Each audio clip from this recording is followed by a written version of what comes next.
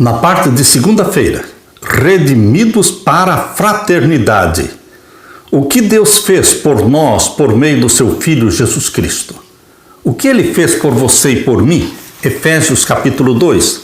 Abra sua Bíblia e vamos ler juntos. E nos vivificou, estando nós mortos em ofensas e pecados. Estávamos perdidos. Deus nos buscou, Deus nos resgatou, nos vivificou, estando nós mortos em ofensas e pecados, em que, noutro tempo, andamos segundo o curso deste mundo, segundo o príncipe das potestades do ar. Como é que nós vivíamos antes de nos encontrar com Jesus? Vivíamos no pecado, escravos de Satanás, fazendo as vontades de Satanás. Por isso diz aqui, noutro tempo andamos segundo o curso deste mundo, segundo o príncipe das potestades do ar, do espírito que agora opera nos filhos da desobediência. Queridos, vivíamos para agradar a Satanás.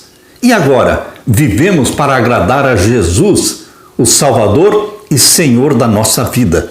Verso 3, entre os quais todos nós também antes andávamos nos desejos da nossa carne. Antes de conhecer a Jesus, vivíamos para fazer a vontade da nossa carne, os desejos carnais, de pornografia, de promiscuidade, de maledicência. Queridos, assim vivíamos antes de Cristo. Mas Cristo é um marco que divide a história da nossa vida antes de Cristo e depois de Cristo. Jesus não dividiu somente a história do mundo, antes de Cristo e depois de Cristo. Ele divide a sua vida, a história da minha vida, antes de Cristo, depois de Cristo. Como vivíamos antes, como vivemos hoje. Vivemos em santidade, espelhando-nos em Jesus Cristo, imitando a Jesus Cristo, assimilando a Jesus Cristo. Éramos por natureza filhos da ira antes, mas agora somos filhos do amor de Deus, gerados pelo Espírito Santo. Verso 4, mas Deus, que é riquíssimo em misericórdia, louvado seja Deus pela riquíssima misericórdia de Deus, pelo seu muito amor, não é pouco amor, é muito amor com que nos amou. O amor que não tem explicação. João 3,16, porque Deus amou o mundo de tal maneira, é muito amor, que deu seu Filho unigênito, para que todo aquele que nele crê não pereça, mas tenha vida eterna. É isso que Paulo está dizendo, pelo seu muito amor com que nos amou. É indescritível o amor de Deus, incompreensível. Por isso será o tema para estudo nosso na eternidade. Por todas as eras na eternidade, nós estaremos estudando sobre o amor de Deus. E o verso 5, estando nós ainda mortos em nossas ofensas, nós éramos perdidos, nós estávamos mortos em nossos pecados, mas Ele nos vivificou, nos ressuscitou, nos deu nova vida, juntamente com Cristo. Pela graça somos salvos. Aleluia! Pela graça somos salvos. E nos ressuscitou juntamente com Ele, com Jesus, e nos fez assentar nos lugares celestiais em Cristo Jesus. Novamente, Paulo está dizendo que ao Jesus Cristo se assentar à direita do Pai, era você e eu. Ele é o nosso representante. Por isso diz aqui, nos fez assentar nos lugares celestiais em Cristo Jesus, para mostrar nos séculos vindouros as abundantes riquezas da sua graça.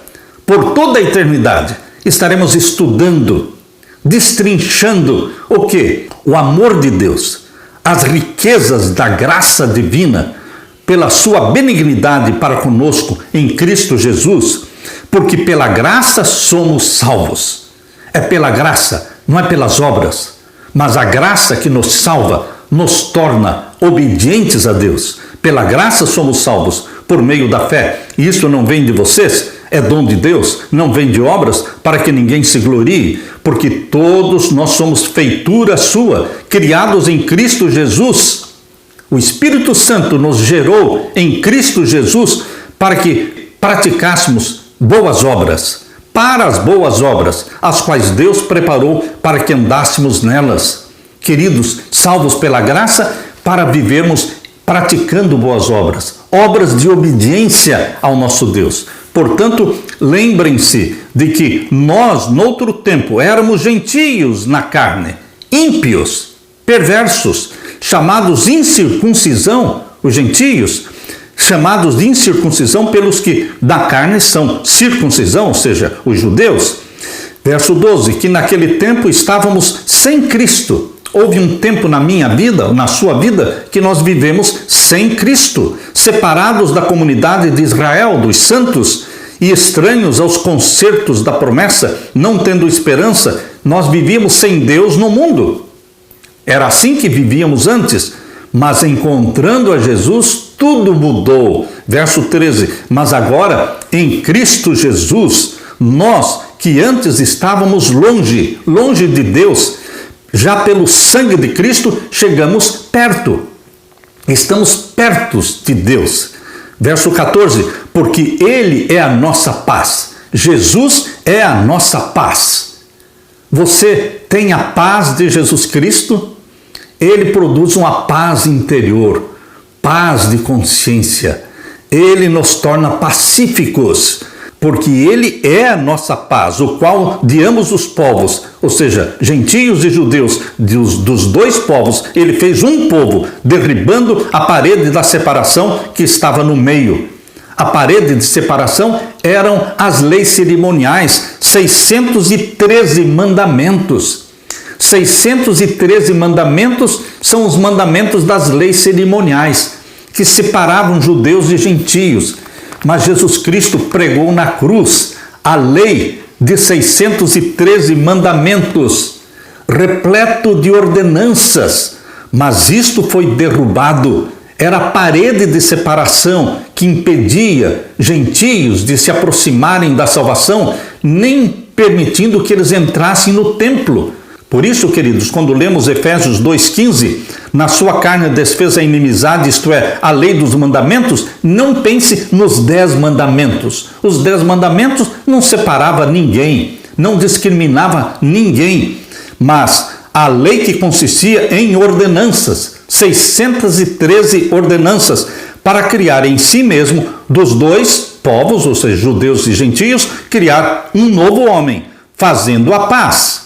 E pela cruz reconciliou ambos com Deus em um corpo, matando com ela as inimizades.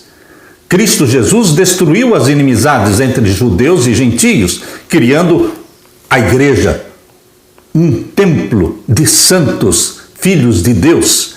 E aqui o verso 17, vindo ele, Jesus Cristo, evangelizou a paz a todos nós que estávamos longe e aos que estavam perto. Verso 18, porque por ele ambos temos acesso ao Pai em um mesmo Espírito. Que Espírito? O Espírito Santo.